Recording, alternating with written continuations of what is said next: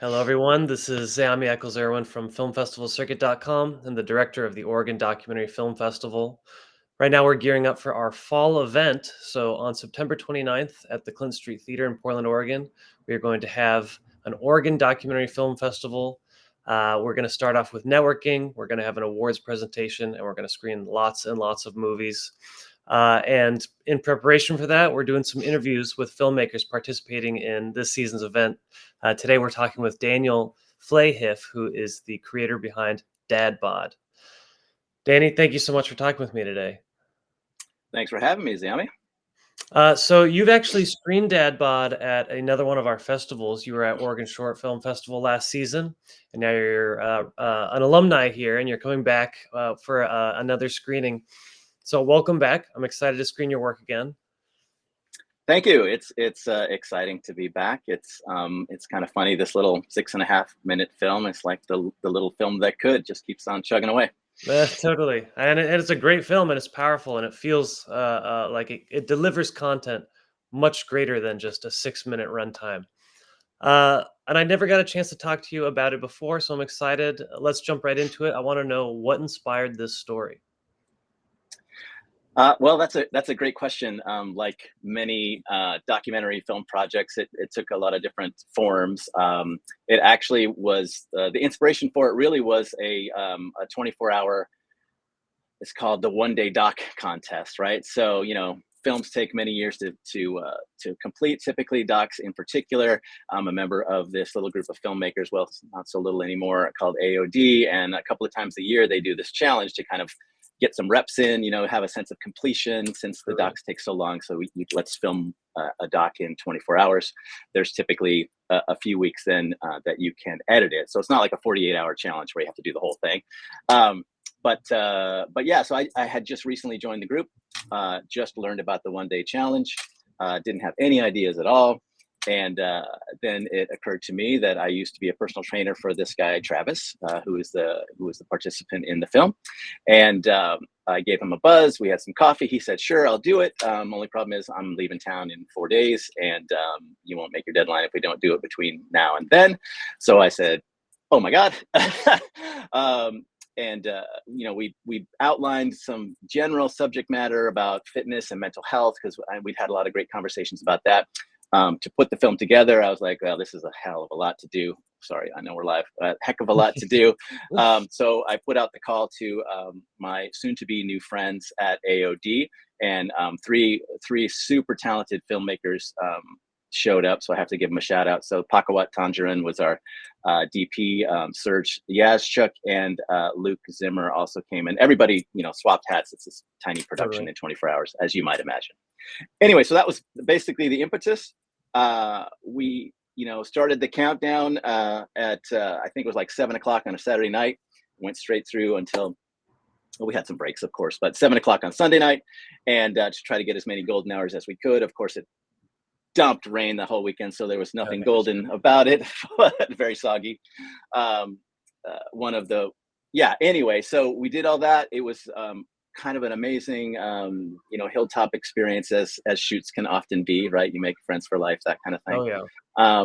And then, so to kind of land this plane, once we got on set and started doing interviews, I had my big list of interviews, questions, and Trav kind of stopped me at one point and said, hey, can I take a beat here? I have some things I want to say. And said, of course, you don't take your time.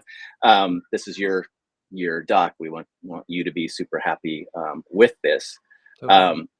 And he kind of he pumped the brakes and thought for a minute, and then began to share a story about his childhood when he was having a really rough time, and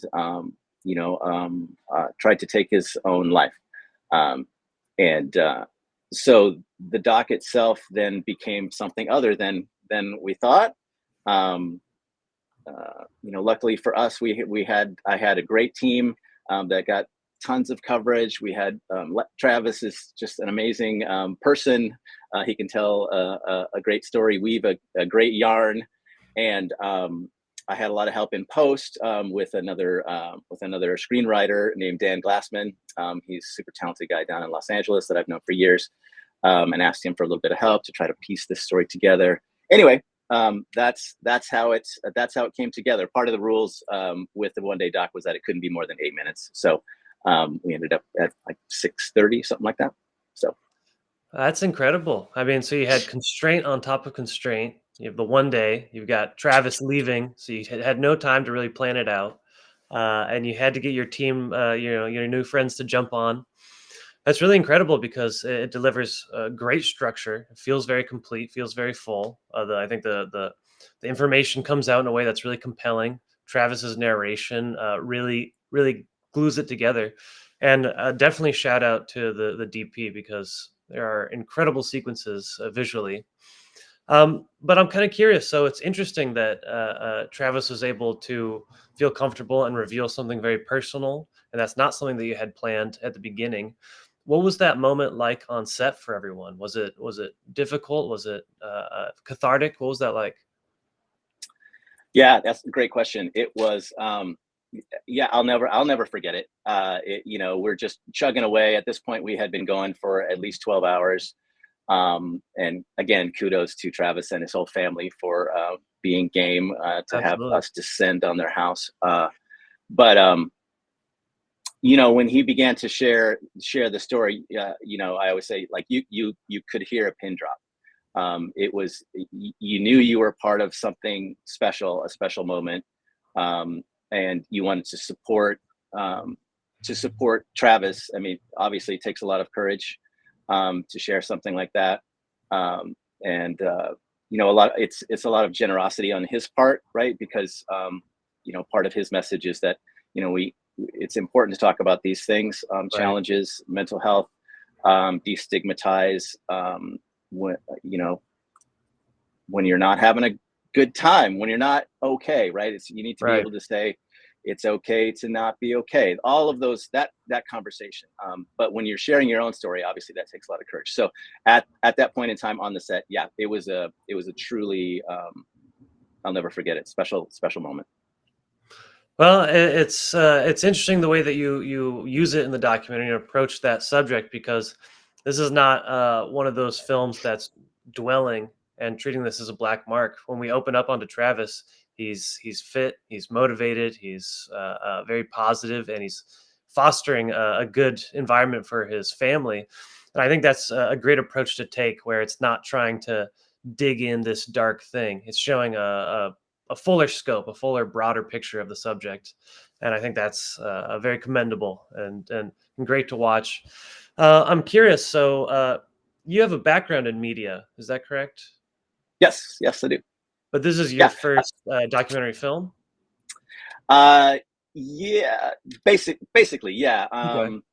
To make a long story short, I went to art school, and in art school, I played around a little bit with documentary, but it's mostly Okay. experimental documentary. Very arty, very Right. art school, and which is great at the time.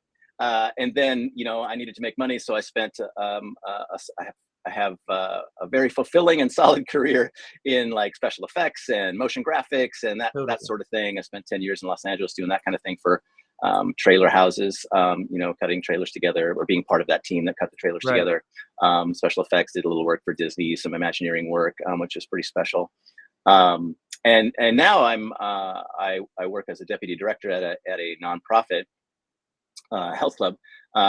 And in order to, as you might imagine, not super creative. So in order to kind of flex those creative muscles and come Right. kind of full circle with my career, that's where the interest in documentary comes in. So I've been able to carve out a little bit of time here in this job to make some work, get you know dip my toes back Totally. into that arena as well. Working on a new one, another short doc. It'll be a little bit longer than 6.5 minutes, but another short doc um, about a drowning prevention expert, also a Oh, member of the club interesting. here. So yeah, So you have fitness is kind of the focus of your practice right now. It seems. Can you tell me a little bit more about this next project you have in the works?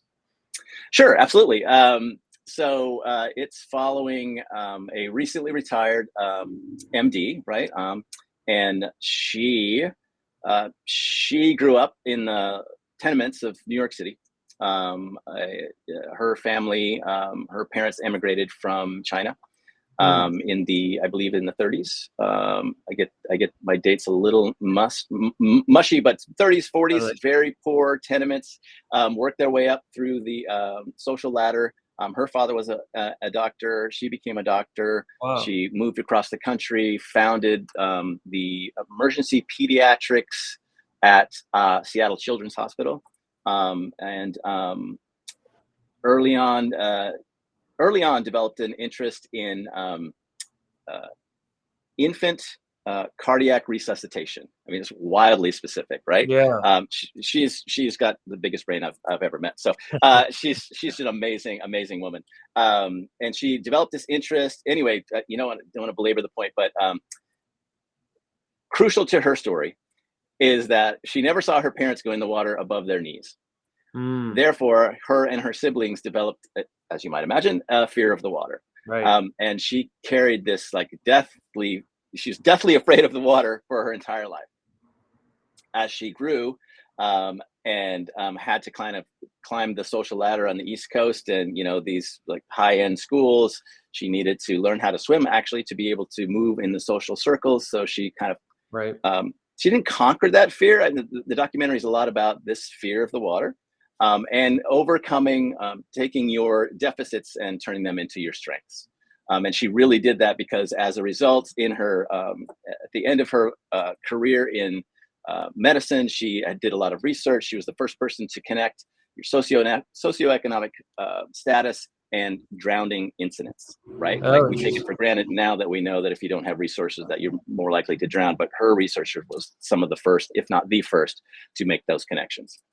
And Wow. now her legacy, really, she's trying to move into, like, she would like to see, of course, a world where no one drowns ever again.